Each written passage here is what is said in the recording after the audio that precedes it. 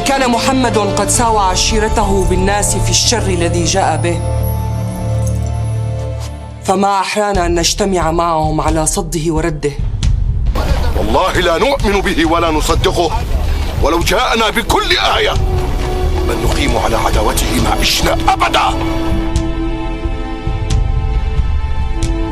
One former CIA covert officer says it is time for politicians to stop saying Islam is a religion of peace.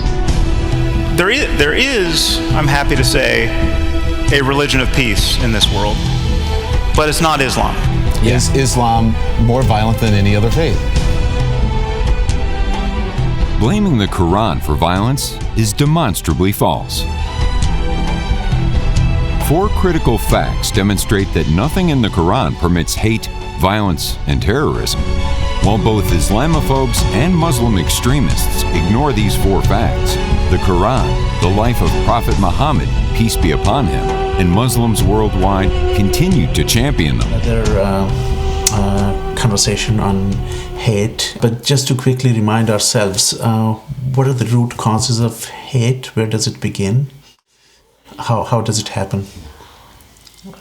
Due to lack of knowledge and intolerance. Lack of knowledge and lack of awareness. So if you don't know anything, then that leads to fear, right? And that fear leads to intolerance, and intolerance then ultimately leads to hate, and that leads to, in the extreme form, to violence, right? So this was, remember the initial conversation that we had, that you need to have an object for hate. So those who we perceive as others, so our lack of understanding and awareness about them, and then that object is considered as dangerous, bad, or inferior, or immoral, right? That leads to hatred, and then hate leads to violence. So that happens at the interpersonal level, that happens at the family level, and then out in the community level. So one of the target of hatred are communities of faith, like Jews are targeted, Muslims are targeted, others are targeted. So in this case, in the case of Muslims and Islam, there must be some root cause for that, right? There must be some misunderstanding, there must be some lack of awareness and education. You can address hate if you know the root causes of it, right? So in this case, one of the greatest myths of our time is that the Quran advocates violence. That the Quran advocates violence, right? So even educated people, even if they don't believe the extreme theories about Muslims and Islam, at least they believe that there are certain passages in the Quran which are violent. So today we are going to look into four facts which would bust this myth that the Quran advocates violence, right? So the first thing in that regard is that the Quran demands complete acceptance, right? So it's not a buffet that you pick one part of Islam or one part of the Quran and leave the other, right? So what does the Quran say about this fact that you have to, Muslims, if you're a Muslim, then you have to believe in the Quran completely. It's not pick and choose. It's not buffet Islam. You have to believe in the whole of the message from Allah. Because it says, أَفَتُؤْمِنُونَ بِبَعْضِ الْكِتَابِ وَتَكْفُرُونَ بِبَعْضِ. It's a kind of a question, right? So you believe in part of the book and you don't believe in other parts of the book. So it means that if the Quran is from your Lord, and if you believe in the Quran, right, then you have to believe in it completely, right? It's not that part of it is coming from somewhere else and you don't believe in that part, and part of it is coming from Allah and then you believe in that part. So what does the Quran say about that? وَالرَّاسِخُونَ فِي الْعِلْمِ يَقُولُونَ آمَنَّا بِهِ كُلٌّ مِّنْ عِنْدِ رَبِّنَا. It means that the whole is from your Lord, right? So the whole is from your Lord, so you have to believe in the whole. يَا أَيُّهَا الَّذِينَ آمَنُوا ادْخُلُوا فِي السِّلْمِ كَافَّةً. Right? What does it mean? That enter into Islam completely, right? So this is factor number one, that for Muslims, it's not pick and choose, that they pick one verse from the Quran from here and they believe in it and they ignore the rest of the Quran. So whenever you have to look into one particular specific verse, like when we have a conversation with non-Muslims and they said, oh yes, but everything is fine, but there are certain passages in the Quran which are violent, right? So you don't do, like, if you find a passage in the Quran which is talking about or has a reference to violence, right? It doesn't mean that you start doing interpretation of that particular piece in total isolation from the rest of the Quran, right?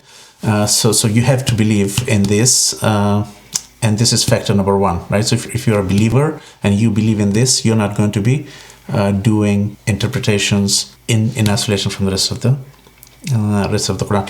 Looking at certain parts of the Quran in isolation from the rest leads to wrong conclusions, misinterpretation, and deliberately misguiding others. We have to look at the whole to understand its parts and realize the truth. Number two is that the Quran clearly says that those who misinterpret the message of the Quran, right, they have perversity in their hearts. Conveniently embracing one set of misinterpretation that aligns to our agenda, but rejecting another is not the solution. My worry is, if I'm in Al-Qaeda, that's very appealing. I don't need to worry about classical law, scholarship. I just make up my own religion. I give a fatwa saying, kill the Jews. And they do. And they do. That's exactly what they are doing. And aren't you validating them? Because you're saying from a liberal perspective, we make it up as we go along. No. And they, from an extremist perspective, say, let's make it up as we go along. You're almost empowering the very people you claim to be fighting with. You know, that's a very... I think that's an excellent point. The Quran requires rejecting all misinterpretations that lead its believers to any extreme. Muslim extremists and Islamophobes do precisely the opposite. So you have to be very, very honest and sincere in learning the Quran and then applying the Quran. So you cannot just go to the Quran, pick a specific verse, or even misinterpret it in total isolation from the Quran. So for that misinterpretation and that specific misuse of the Quranic verses, what does the Quran say? فَأَمَّا الَّذِينَ فِي قُلُوبِهِمْ فَأَمَّا الَّذِينَ فِي قُلُوبِهِمْ زَيْغٌ فَيَتَّبِعُونَ مَا تَشَابَهَ مِنْهُ ابْتِغَاءَ الْفِتْنَةِ وَابْتِغَاءَ تَأْوِيلِهِ. So it means that those who have perversity, zayghun, those who have perversity in their heart, they approach the Quran and those portions of the Quran where there's some ambiguity, and then try to use that to support their misinterpretation, right? So in short, the Quran doesn't allow interpretation based on your personal interest or the interest of your in-group or whatever, right? So one, you have to completely believe in the Quran. You don't have to misinterpret parts of the Quran to support your personal agenda. And then number three, the third factor is that Muslims have the right to self-defense, right? So that right to self-defense doesn't mean that they have the open license to go and kill people around or impose their faith on others or kill innocent people and things like that, right? We have the practical example of that in the life of Prophet Muhammad, peace be upon him. So how long he was in Makkah after he received the first revelation? How many years he was there? 10 years. 13 years he was there, right? And during that time, were they oppressed? Were they tortured? Were Muslims persecuted, right? They were kicked out of their homes and everything. So did they fight back? No. So where did they go for refuge during that time? Habasha. They went to Abyssinia, right? But did they fight back? They went to Abyssinia, but they didn't fight back. And then they were kicked out of their homes another time. So where did they go? They lived in Medina, Yathrib. No, but before that. Well, in the valley of in the valley of Abu Talib. But they didn't fight back, and then they went to Medina, right? If Islam taught violence, terrorism, and enforcing Sharia, this was the time to demonstrate this. Instead, Prophet Muhammad formed the constitution of Medina with the Jews. هذا كتاب من محمد النبي وإن من تبعنا من يهود فإن له النصر والأسوة غير مظلومين ولا متناصرين عليهم. Establishing a unified state for all to live in harmony and practice their respective faith and way of life. Yet, the extremists trying to kill Muslims in Makkah pursued to kill them in Medina. فإما رجعتم. So the only time when they fought back was when? Badr. And then Badr was closer to Medina, right? It was not closer to Mecca, right? So who were the aggressors? Who were the aggressors? Quraysh was the aggressor, right? So the enemies of Muslims were the aggressors, and they were not leaving them alone. Even when they went, I don't know how, 240 miles away from Mecca, and they were trying to establish their community there, still they were not left alone. And that's when the first time Muslims were allowed to fight back. So that was in total self-defense, right? So there is absolutely no way that certain passages in the Quran promote violence. So even the first time when the permission was granted for fighting back, right, the message was very clear. أُذِنَ الَّذِينَ يُقَاتِلُونَ بِأَنَّهُمْ ظَلَمُوا. So here the permission to fight back was given to those against whom war was waged, one. And number two, and they were supposed to defend the whole of Medina, where they had Jews and Christians and Muslims. Everyone was living there, right? So the aggressors came all the way from Mecca to Medina, and that's why the war was not only to defend Muslims, but to defend the whole community, right? So in all subsequent verses, the same command and the same condition apply, right? So you just don't go out there and wage war of aggression. You have to be fighting in self-defense. So not only that, but also Muslims are not allowed to damage property or damage trees or kill innocent civilians and consider it as collateral damage, right? So there's no concept of that in Islam, no torture, no nothing. So remember in the beginning I told you that even some of our learned and educated non-Muslim friends would agree to everything, right? That look, the rest of it is propaganda, but then there are certain passages in the Quran which are violent, right? Or which promote violence. So they're actually making reference to certain specific verses. There's just one verse in this case, this one, وَقْتُلُوهُمْ حَيْثُ ثَقَفْتُمُوهُمْ. So here the Quran actually says that kill them wherever you find them, right? Right? So some of the Islamophobes, the way they present this verse as if there is an open license for Muslims to go out and kill non-Muslims wherever they find them, right? But that's not the reality. So this verse was revealed in a very particular context when Makkah was conquered, right? But what is more important also is that there's another verse in the Quran, وَقَاتِلُوا فِي سَبِيلِ اللَّهِ الَّذِينَ يُقَاتِلُونَكُمْ وَلَا تَعْتَدُوا. وَلَا تَعْتَدُوا means and don't transgress. And don't transgress. So don't go to the extreme, right? إِنَّ اللَّهَ لَا يُحِبُّ الْمُعْتَدِينَ. Right? So although the permission is granted, وَقَاتِلُوا فِي سَبِيلِ اللَّهِ الَّذِينَ يُقَاتِلُونَكُمْ, those who kill you, right? وَقَاتِلُوا فِي سَبِيلِ اللَّهِ الَّذِينَ يُقَاتِلُونَكُمْ, those who transgress against you, so you can fight them, or those who wage war against you, so fight them back. But then at the same time it says وَلَا تَعْتَدُوا إِنَّ اللَّهَ لَا يُحِبُّ الْمُعْتَدِينَ, that Allah doesn't like the mu'tadeen. Here's the context for this verse. After conquering the city of Makkah, the terrorists who had persecuted, tortured, and killed Muslims before driving them out of their home were not taken prisoners or tortured. They were asked to leave if they wanted. They were offered protection for 4 months to make a decision. The command was to kill them only if they returned to harm residents of Makkah. This is a specific situation. This is the context.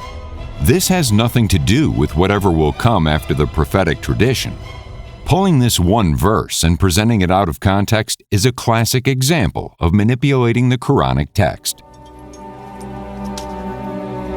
The Quran permits standing up in self-defense. Yet, even then, if aggressors desist, the Quran forbids reactive aggression. This teaching is not mere theory, it's Islamic history. Prophet Muhammad did something remarkable upon return to Makkah. having suffered brutal persecution, he offered blanket forgiveness. قضي الأمر يا سفيان. قضي الأمر يا هند، وإنه لأرحم الناس وأبر الناس. With the one condition that the Makkans accept universal freedom of conscience. He did not force Islam. He did not enforce or impose Sharia. He did not wage war. He did not destroy or imprison the city. He forgave. وما به إلا أن خاطب الناس وقال: يا معشر قريش، ما ترون أني فاعل فيكم؟ قلنا: أخ كريم وابن أخ كريم.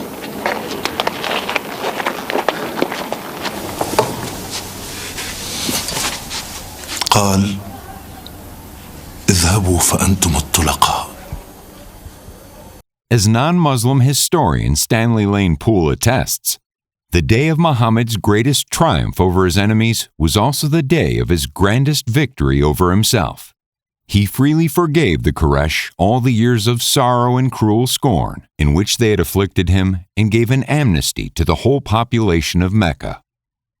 So this is the love and compassion that Islam teaches, right? So those fake fronts of Islam, what is it, the IS and Al Qaeda and those fake fronts, those are not representing Islam. So they are representing Islam as darkness represents light, right? So the darker they are, the lighter, the brighter Islam shines, and the core message of Islam and the core teachings of Islam shine, which means that there is no place for hatred, for violence and aggression. So we discuss all these 4 facts for what? So, disprove the myth. And why are we disproving the myth? Because the myth is sustaining hatred of Muslims and Islam. And how do we address that hatred? By educating them, right? By educating those who don't know about Islam, right? So then education is the solution, right? So education and awareness is the solution, and that's true jihad. So the bottom line is that education and awareness is the death blow to all different manifestations of hate and violence, right? And that's why education is the best solution, and that's the true jihad that's incumbent upon all of us, whether Muslims or non-Muslims. So do you remember the Treaty of Hudaybiyah, right? So what was the treaty about, first of all? So there was a peace treaty with those who were against Muslims, right? So when Prophet Muhammad signed that 10 years peace treaty with them, so what did he do? What was the first commandment? To go out and prepare for war? Or what did he do? To educate them. So he assigned specific people to go out and educate everyone about Islam, right? So the mission was not to prepare an army, right, to fight with those who had just signed the peace treaty, but the mission was, or the commandment was to educate people, right? And that's why the solution to hatred today is more education and awareness, right? So are we good with this so far? Okay, thank you so much.